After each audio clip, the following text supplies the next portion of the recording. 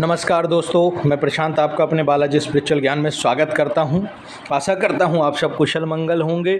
और देखिए, ये हमने जो था उद्यापन हवन किया था जगत कल्याण के लिए। जिन व्यक्तियों ने चालीसा रखा था उनके निमित्त हमने ये हवन यज्ञ इत्यादि किया था हनुमान जी की कृपा और आशीर्वाद से, ताकि आप लोगों का जो चालीसा आपने रखा था उसका पुण्य फल आपको प्राप्त हो सके। उसके निमित्त हमने ये हवन किया था।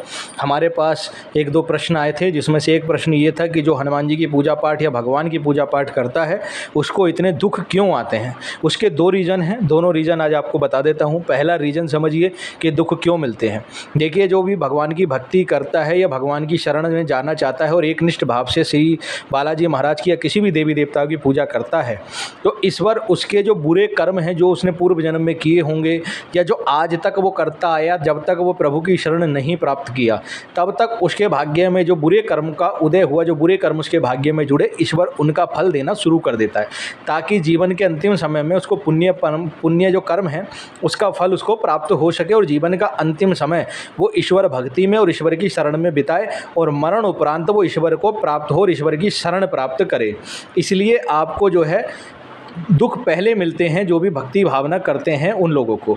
और जो अच्छे आपको दिख रहे हैं कि इस समय अच्छे हैं और वो पूजा पाठ करते नहीं हैं, तो उनको उनके पूर्व जन्म के जो पुण्य कर्म जो उन्होंने किए थे वो उसको सुख भोग रहे हैं। लेकिन जब उन पुण्य कर्मों का क्षय हो जाएगा और जब उनके बुरे कर्मों की बारी आएगी तो उनको भी ईश्वर की शरण लेनी पड़ेगी, क्योंकि दुख में ही ईश्वर को लोग याद करते हैं। तो अगर आपको बुरे कर्मों का फल मिल रहा है तो निश्चिंत होकर रहिए कि आपको आने वाले समय में अच्छे कर्मों का फल भी मिलेगा और आपको ईश्वर की प्राप्ति होगी। बुरे कर्म जो है आपके प्रारब्ध कट रहे हैं, ईश्वर आपके प्रारब्ध को काट रहे हैं आपके साथ रह करके। लेकिन जिन लोगों का प्रारब्ध ईश्वर साथ रहकर नहीं कटवाते उनको जीवन के अंतिम क्षण में बड़ा कष्ट होता है, उनकी मृत्यु बड़ी दयनीय होती है, मरण उपरांत वो प्रेत योनि को प्राप्त होते हैं।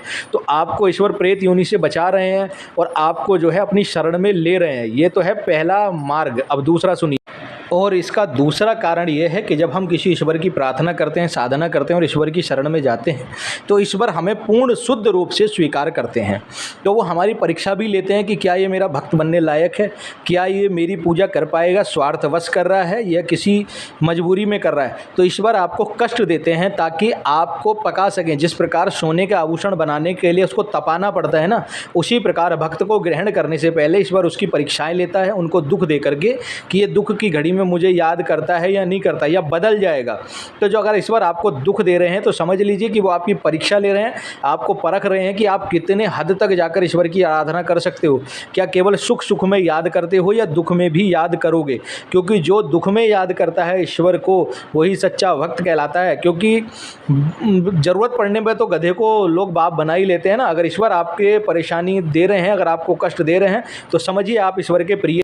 और भक्ति में जो आपको दुख या कष्ट मिल रहे हैं उसको ईश्वर का आशीर्वाद समझकर ग्रहण करिए, क्योंकि तद उपरांत यानी कि उनके बाद जब ईश्वर की आशीर्वाद ब्लेसिंग आपको मिलेगा तो आपके जीवन में बहुत कुछ अच्छा होगा और ये दुख आपको पता भी नहीं चलेगा कब कट गए ईश्वर की शरण में। जय श्री राम, जय श्री बालाजी महाराज, जय महाकाल। बाबा आप पर अपनी कृपा बरसाए रखें।